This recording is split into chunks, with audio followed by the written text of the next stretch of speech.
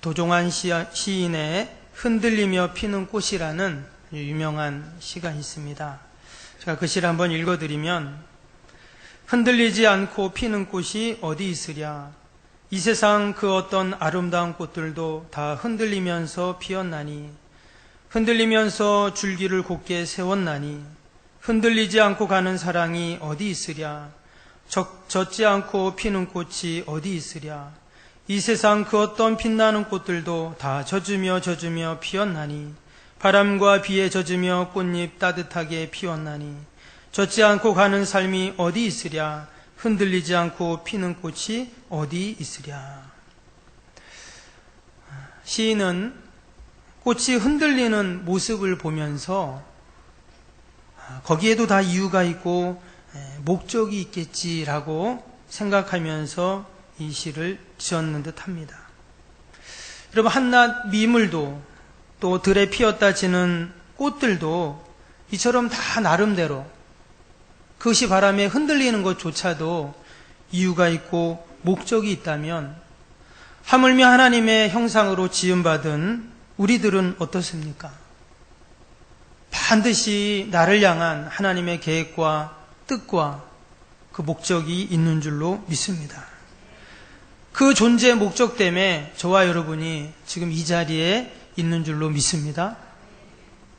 이것을 성경에서는 사명이라고 이야기합니다. 우리가 일평생을 살면서 하나님이 나에게 주신 사명을 알고 사는 사람이 있고 또 모르고 그냥 살아가는 사람이 있습니다. 그래서 성경을 보면 하나님이 우리에게 임재하셔서 우리를 향하신 그 사명을 일깨워 주십니다. 우리가 때로 기도할 때 이렇게 기도하죠. 하나님, 이곳에 임하여 주옵소서. 우리가 아까 찬양도, 예배전 찬양도 임재 찬양을 불렀잖아요. 성령님, 이곳에 임하여 주옵소서. 우리가 이렇게 찬양하고 기도합니다. 우리가 왜 이처럼 하나님의 임재를 경험하고 또 갈망하고 기도할까요? 제가 아까 그 찬양을 하고 이렇게 예배를 인도하는데 갑자기 제 마음속에 그냥 찬양이 아니라 정말 성령님 이곳에 임재하셔, 그런 마음의 음성이 들리는 거예요. 그래서 제가 예배 순서를 막 좀 이렇게 진행하다 틀리기도 했는데, 여러분, 정말 이곳에 지금 이 시간에 성령님께서 이곳에 임재해 계신 줄로 믿습니다. 내가 성전에 임하겠다, 분명히 주님이, 하나님이 말씀하셨습니다. 보이지 않지만, 내가 때로 느낄 수 없지만, 만질 수 없지만 분명히 지금 이 성전에 성령님이 계시고 내 옆에 계시고 내 앞에 계시고 내 뒤에 계셔서 나를 꼭 붙잡고 계신 줄로 믿습니다. 여러분, 성령님이 임하시고 하나님이 임하시면 그 결과가 있습니다.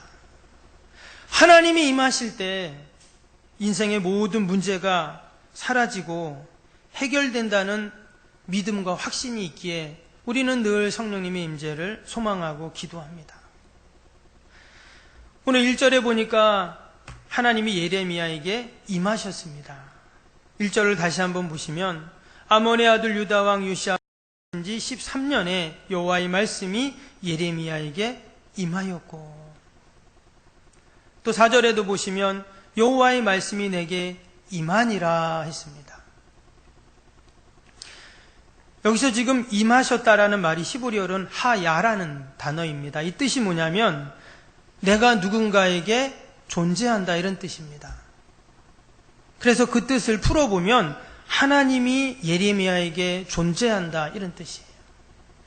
하나님이 나에게 임하셨다는 말은 하나님이 나에게 존재하신다는 것입니다.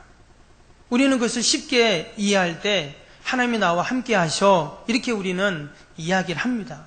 그러나 실제로는 하나님이 나에게 존재하신다, 이런 뜻입니다.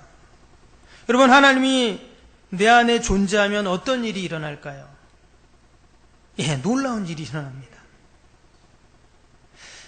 갈멜산에서 엘리야 선지자가 간절히 기도했습니다. 7번을 기도했다고 했어요. 그랬더니 거기에 하나님이 임하셨습니다. 하나님이 임하시니까 3년 반 동안 하늘에서 물 한 방울 떨어지지 않았는데 하나님이 그것에 임재하시니까 하늘에서 폭포수 같은 비가 쏟아지기 시작합니다. 당시의 가뭄은 국가적 재난이고 민족적 재난입니다. 근데 하나님이 임재하시니까 비가 내리고 그 모든 문제들이 해결이 된 것입니다.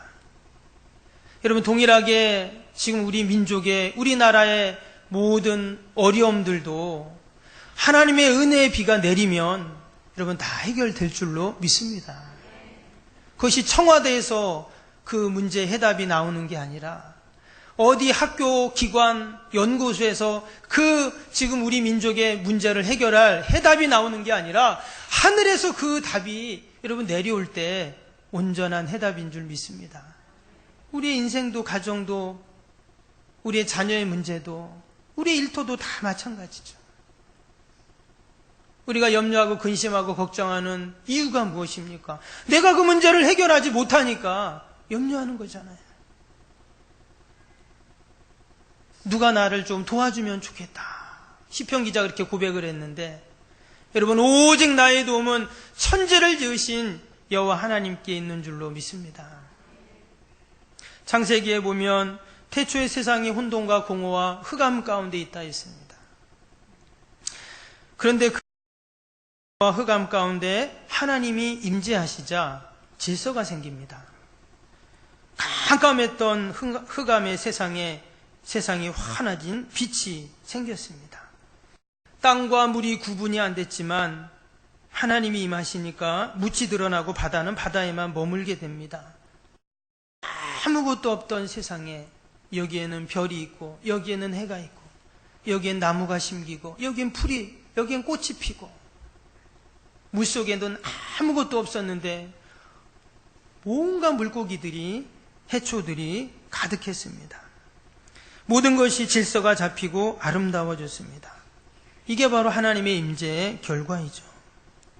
동일하게 하나님이 우리 인생 가운데 임하시면 가난과 저주와 질병 가운데 고통당할 수밖에 없고, 뜻하지 않는 재난으로 어려움을 당하는 우리 인생들이 늘 하나님의 풍성하심으로, 하나님의 부요하심으로 채워지고 넘치는 인생으로 바뀔 줄로 믿습니다. 지난번에 교회에 있는데 갑자기 전기가 나갔습니다.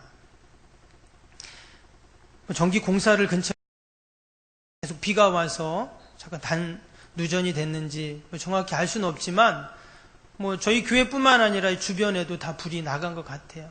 그리고 조금 있다가 이렇게 불이 들어왔어요.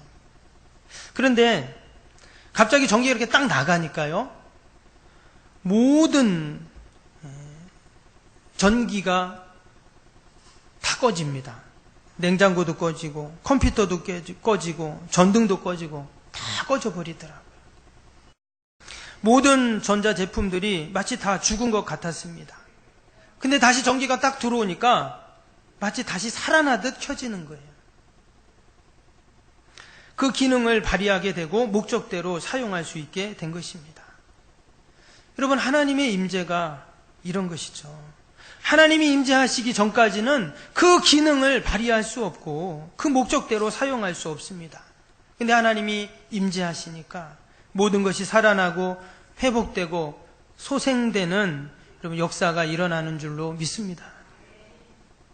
그래서 우리의 가정 가운데, 우리의 자녀 가운데, 우리 일터 가운데, 지금 나의 소망과 계획 가운데 하나님이 임재하시면 다 끝난 것 같고 가망이 없는 것 같고 소용없는 것 같지만 다시금 소생되는, 회복되는 그런 역사가 반드시 있을 줄로 믿습니다. 아브라함을 보면 아브라함은 아버지를 잃고 시간 없이 미래에 대한 아무런 소망 없이 하란에서 방황하며 살고 있었습니다. 그런 아브라함에게 창세기 12장에 보면 하나님이 임하시죠. 하나님이 그를 찾아오셨습니다. 그래서 방황하던 그에게 갈 길을 보여주시고 다 말라버린 것 같은 그의 인생 가운데 하나님은 이삭을 아들로 주십니다. 이제 그는 소망 가운데 살아가요.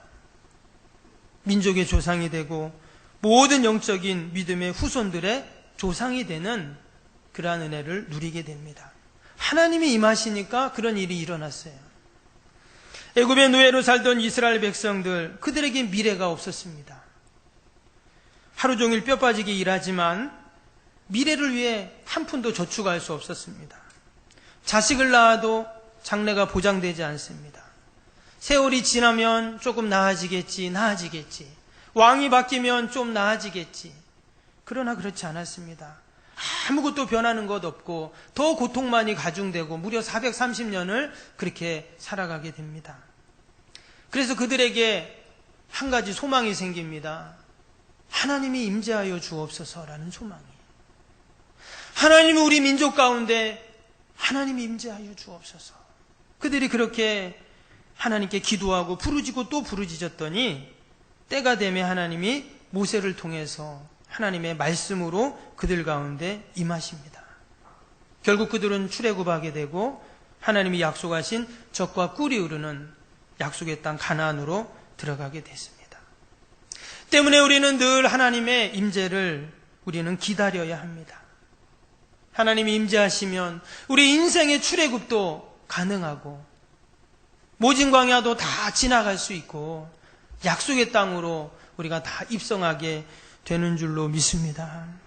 예수님이 이 땅에 임하신 이유가 무엇이냐면 누가복음 4장 18절 19절에 보면 주의 성령이 내게 임하셨으니 이는 가난한 자에게 복음을 전하게 하시려고 내게 기름을 부으시고 나를 보내사 포로된 자에게 자유를, 눈먼 자에게 다시 보게 함을 전파하며 눌린 자를 자유롭게 하고 주의 은혜의 해를 전파하게 하려 하심이라 하였더라. 예수님이 이 땅에 임하신 이유입니다. 가난한 자에게 부요를 주시기 위해, 눌리고 포로된 자에게 자유를 주시기 위해, 사단 마귀에 의해 사로잡혀 멸망으로 가는 우리에게 참된 소망과 새로운 회복과 그런 은혜를 주시기 위해 예수님이 이 땅에 오셨다고 말씀하셨습니다. 요한일서 3장 8절에 보면 하나님의 아들이 나타나신 것은 마귀의 일을 멸하려 하심이라 했습니다. 예수님이 이 땅에 오신 이유, 사단 마귀의 포로가 되어 고통당할 수밖에 없는 우리 인생들을 불쌍히 여기셔서 여자의 후손으로 이 땅에 오신 우리 주님께서 우리에게 늘 참 사유와 해방을 주시는 줄로 믿습니다. 우리 인생의 공허와 혼돈과 흑암 가운데 있는 인생들을 생명의 빛으로 비춰주시고 질서를 주시고 체험의 은혜를 베푸시고 가난과 저주에서 벗어나게 하시고 늘 생명으로 우리를 옮겨주시는, 생명을 얻되 더 풍성히 얻게 하시는 우리가 그 하나님의 은혜를 늘 누리면서 살아야 할 줄로 믿습니다. 그 방법이 바로 하나님의 임재를 소망하고 임재 가운데 사는 것입니다. 예수님이 임하신 곳마다 놀라운 일들이 일어났습니다. 귀신 들려서 공동묘지를 자신의 집으로 여기고 살던 자에게 주님이 임하시니까 귀신이 떠나고 정상인이 되었습니다. 평생 맹인으로 거지로 살 수밖에 없던 바디메오에게 예수님이 가시니까, 예수님을 만나고 예수님이 그에게 임하시니까 그가 광명한 세상을 보게 되었습니다. 나병 환자에게 예수님이 임하니까 그 살이 아기살처럼 깨끗하게 되고, 혈루병 걸렸던 여인에게 임하시니까 깨끗하게 그 혈루의 근원이 말라버렸습니다. 빈들에서 먹을 것이라고는 어린아이 도시락밖에 없었지만 예수님이 그곳에 계시니까 5,000명이나 먹고 12광줄이나 남는 놀라운 기적의 역사가 일어나는 줄로 믿습니다. 가난을 부욕해 바꾸어 주신 것이죠. 예수님이 임하니까 풍랑일던 바다가 잔잔해집니다. 예수님이 임하시니까 죽은 나사로가 살아나고, 나인성 과부의 아들이 살아나고, 회당장 야요의 딸이 살아났습니다. 이 모든 일이 어떻게 가능했냐? 예수님이 거기에 임하시니까 일어납니다. 여러분, 우리 인생 가운데 다 말라버린 것 같고 죽은 것 같은 상황도 예수님이 임하시면 반드시 회복되는 은혜가 있을 줄로 믿습니다. 다 말라버린 화초도 거기에 햇빛이 비치면 다시금 살아나는 것처럼 하나님의 은혜의 빛이 비치고 생명의 빛이 비치고 능력의 빛이 비치면 여러분, 우리의 자녀가 살고 가정이 살고 교회가 살고 이 민족이 사는 은혜가 있을 줄로 믿습니다. 그래서 우리는 마지막까지 하나님의 임재를 소망해야 합니다. 포기하는 것이 아니라 하나님 여기에 임하여 주옵소서. 성령님이 임하니까 어떤 일이 일어납니까? 사도행전 1장 8절에 보면 너희에게 성령이 임하시면 너희가 권능을 받는다 하셨습니다. 성령님이 임하시면 하나님의 권세와 권능이 함께 임하게 됩니다. 그래서 우리는 늘 성령님을 의지하고 성령님을 갈망합니다. 마가의 다락방에 성령님이 임하셨습니다. 그랬더니 주님 십자가에 달리는 모습 보면서, 아니 그 모습도 보지 못하고 다 도망갔던, 무서워 덜덜 떨던 겁쟁이 제자들이 용감한 제자들로 다 바뀌었습니다. 성령님이 임하시니까 목숨 걸고 주님의 복음 전하는 자들이 되었습니다. 성령님이 임하시니까 아무 능력도 없던 그들이 병자에게 손을 얹으면 병이 낫는 역사가 일어났어요. 성령님이 임하시니까 그들이 기도할 때 귀신들이 다 쫓겨나갑니다. 여러분, 성령님이 임했다는 말은 내 힘으로 사는 것이 아니죠. 무한하신 그 성령님의 권능으로 우리가 이 땅에서 살아가는 것입니다. 이 시간 성령 하나님께서 이곳에 임하여 계시고 저와 여러분 가운데 임하여 계신 줄로 믿습니다. 오늘 하나님께서 왜 예레미야에게 임하셨는가? 계속 말씀드린 것처럼 예레미야에게 소망을 주시기 위해 그에게 임하셨습니다. 오늘 5절 말씀 다시 한번 봅니다. 5절 보면 내가 너를 모태에 짓기 전에 너를 알았고 내가 배에서 나오기 전에 너를 성별하였고 너를 여러 나라의 선지자로 세웠노라. 여러분, 이 세상에 나를 잘하는 사람은, 나를 누구보다 잘하는 사람은 누굴까요? 10달 동안 나를 뱃속에 품고 있었던 어머니일 겁니다. 나를 기르시고 돌보시고 나를 키우신 아버지일 겁니다. 근데 하나님은 언제부터 나를 알고 계셨냐면 어머니보다 아버지보다 더 나를 알고 계셨는데 나를 모태에 짓기 전부터 알고 계셨다고 그랬어요. 뱃속에 있기 전부터, 태어나기 전부터 나를 알고 계셨다, 이렇게 말씀합니다. 여기서 하나님이 나를 아신다는 말은 나의 필요를 아신다는 거죠. 그래서 나의 상황을 알고 계시고 내가 지금 힘들어하는 모든 문제를 다 알고 계신 그런 하나님이십니다. 지금 예레미야에게 가장 필요한 것이 무엇이었을까요? 오늘 1절 말씀에 보면 원래 이 예레미야는 제사장입니다. 그 부모가 제사장이기 때문에 당시에는 그것이 바로 승계가 되니까 그는 제사장이었어요. 당시의 제사장은 성전 안에서, 제도권 안에서 일을 하는, 사역을 하는 영적 지도자입니다. 한마디로 인정받고 존경받으면서 모든 것이 보장된 그러한 신분이에요. 그런데 그런 제사장이 하나님이 임하시니까 선지자가 됩니다. 하나님의 말씀에 너를 열국의 선지자로, 여러 나라의 선지자로 세웠다 그랬어요. 근데 당시에 선지자는 어떤 사람이냐? 선지자는 성전 밖에서, 제도권 밖에서 사역하는 그런 지도자였어요. 한마디로 아무도 알아주지 않고 도리어 욕만 먹고 제야에서 활동하는 그런 사역자입니다. 당시 예레미야는 유다가 망하고 남은 백성들이 애굽으로 망명 가는 그러한 때에 선지자로 부름을 받습니다. 그는 대략 주전 580년까지 한 50년 가까이 이제 선지자로 활동을 하게 됩니다. 근데 그가 활동했던 시기가 어떤 시기인가? 이스라엘이 가장 암울할 때예요. 나라가 점점 망해가고 있을 때입니다. 그때 하나님이 그를, 제사장을 잘하고 있던 그를, 아무 어려움 없고 잘하고 있는 제사장 그를 딱 부르셔서 선지자의 일을 하게 하시는 거예요. 당시에는 애굽의 지배를 받고 있었습니다. 또 신흥 강대국인 바벨론이 등장해서 결국 바벨론이 세 차례 예루살렘을 쳐들어오고 결국 바벨론에게 유다는 망하게 되죠.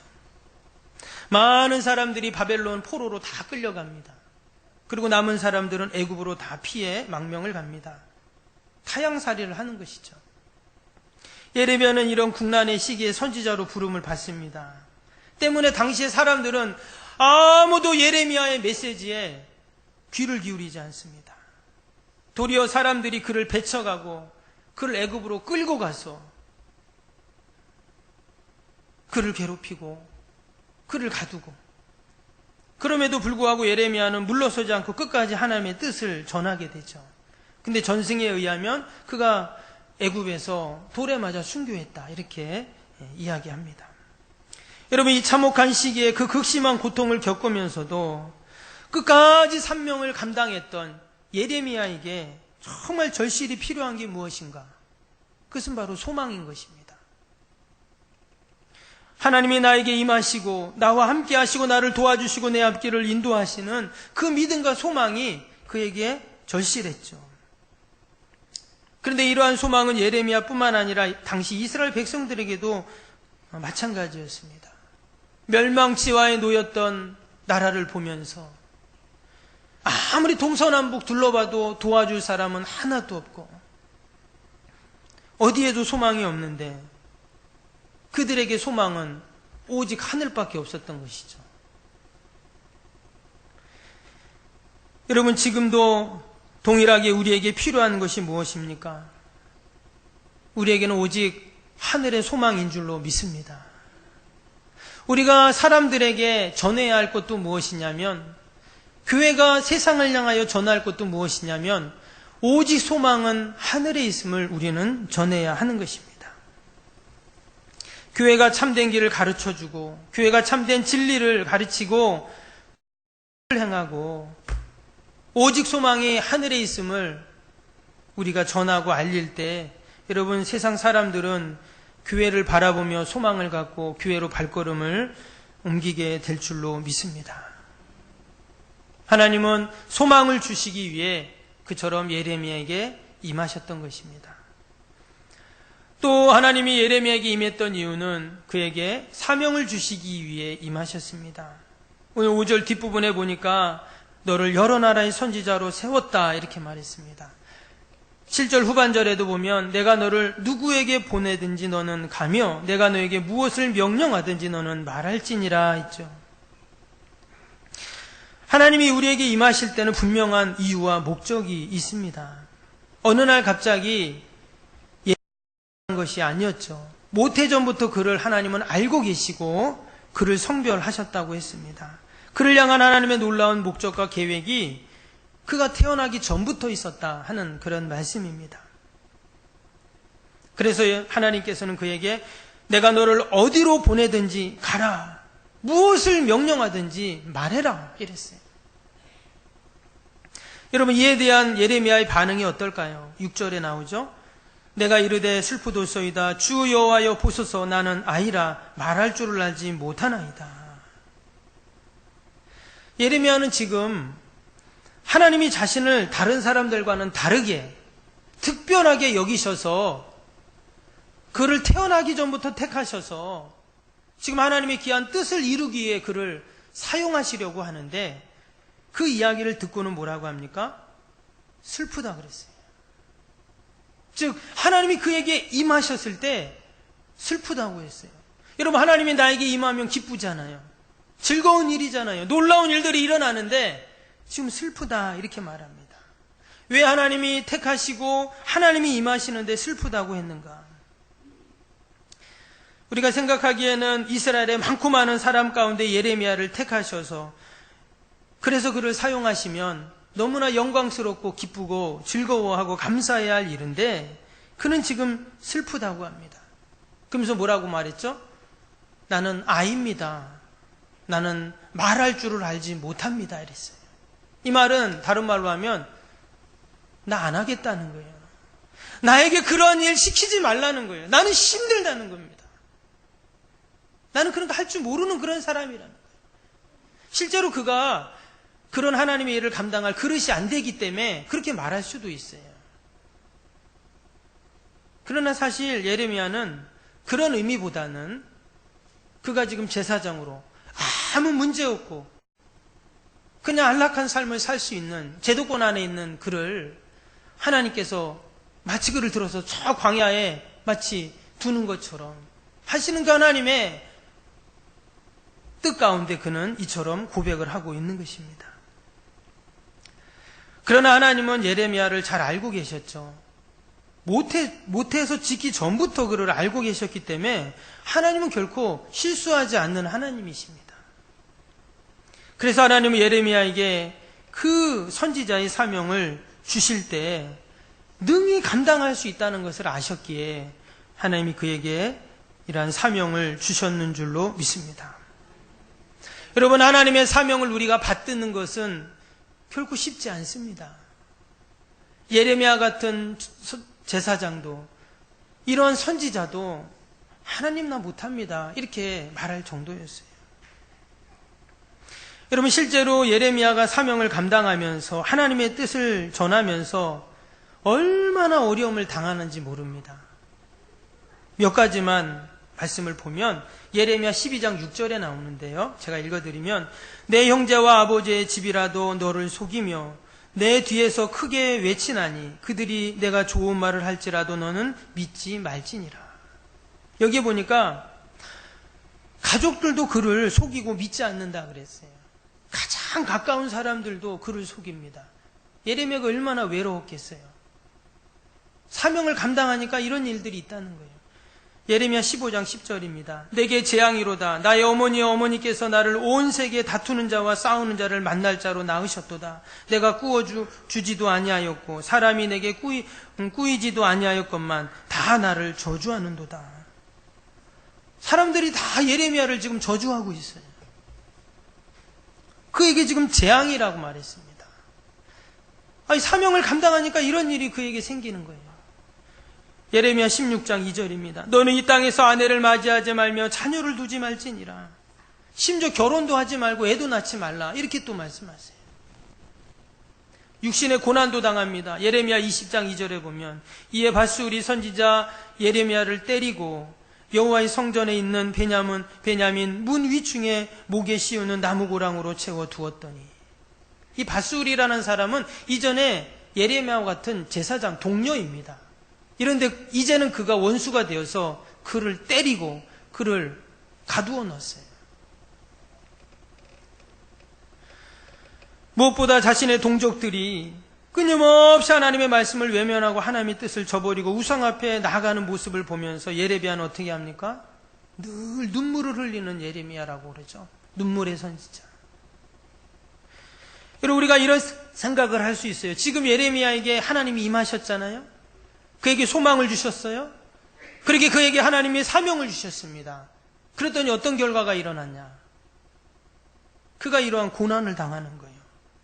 그래서 마치 사명은 고난, 고통이라고 그렇게 생각하게 됩니다. 근데 여러분, 우리가 여기서 예수님께서 겟세마네 동산에서 기도하셨던 그 기도를 우리가 생각해 보아야 합니다. 예수님이 거대한 그 십자가의 사명을 감당하시기 위해 그 바로 직전에 겟세마네 동산 가서 기도를 하시죠. 그때 예수님이 마지막에 어떻게 기도합니까? 마태복음 26장 39절에 보면 내 아버지여 만일 할만하시거든 이 잔을 내게서 지나가게 하옵소서. 그러나 나의 원대로 마옵시고 아버지의 원대로 하옵소서. 예수님이 기도하실 때 이 잔을 내게 지나가게 해달라 했어요. 한마디로 십자가의 길을 피하고 싶다는 거예요. 왜 꼭 굳이 십자가입니까? 이렇게 기도를 하고 계세요, 예수님이. 그 십자가의 고통이, 육신적, 영적인 고통이 얼마나 크고 가중되었는지 피하고 싶다는 것이죠. 그런데 이후로 뭐라고 기도하시냐면 나의 원대로 마옵시고 아버지의 원대로 하옵소서. 예수님은 하나님의 뜻임을 알고 계셨던 것입니다. 그래서 그 잔을 그냥 지나가는 것이 아니라 그 잔을 마시겠다는 거예요. 즉 하나님의 뜻과 예수님 자신의 뜻을 맞추는 하나가 되는 그러한 기도 가운데 역사가 일어난 것이죠.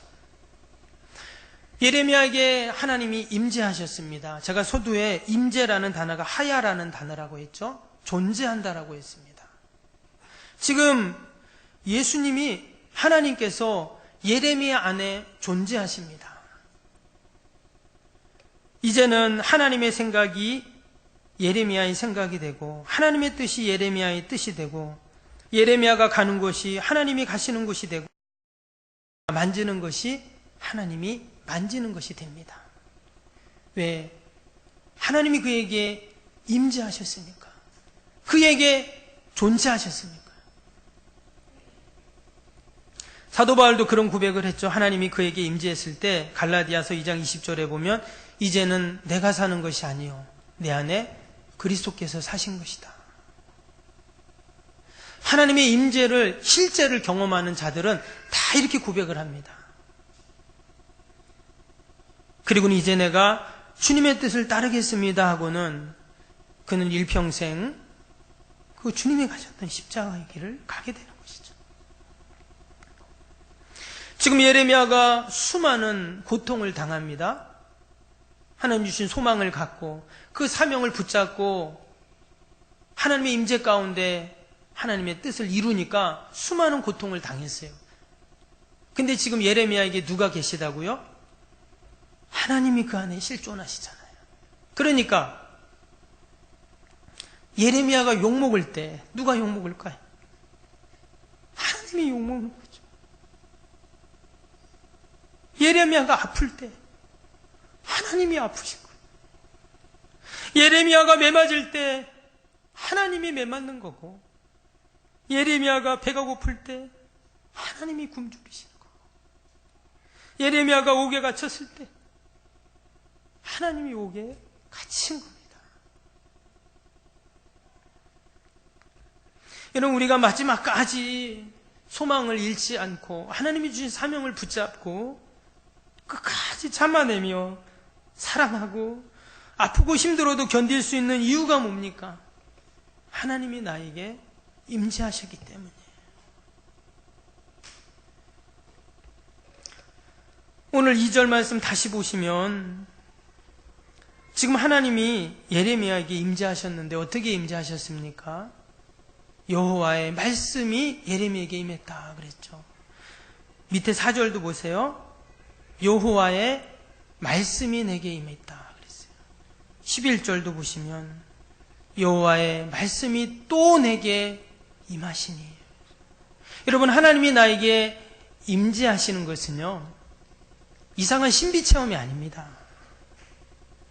하나님의 말씀이 내 안에 들어오는 것이고 내가 그 하나님의 말씀을 간직하는 것이고 내가 그 하나님의 말씀을 붙잡고 이 땅에서 말씀으로 살아가는 것이 하나님의 임재입니다.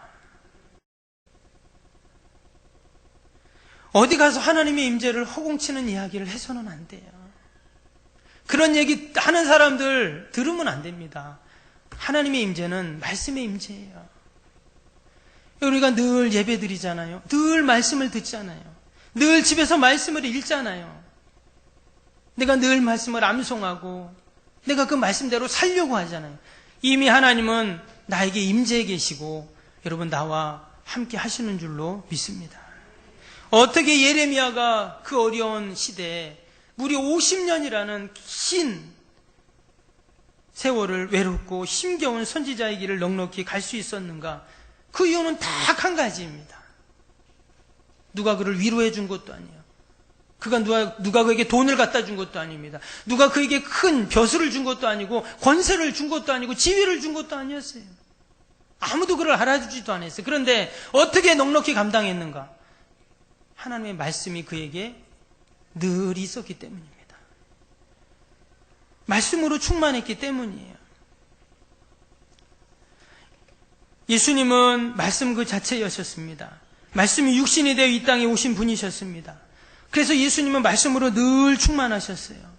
늘 예수님이 가시는 곳은 말씀의 역사가 일어났습니다. 예수님을 만나는 자들은 말씀의 능력을 경험하게 됩니다. 그래서 우리가 예수님의 이름을 부르고 예수님이 간 십자가의 길을 갈 때 여러분 우리에게도 동일한 그러한 말씀의 능력과 역사는 일어나는 줄로 믿습니다. 예레미야 15장 16절에 보면 예레미야가 이렇게 고백했어요. 만군의 하나님 여호와시여, 나는 주의 이름으로 일컬음을 받는 자라.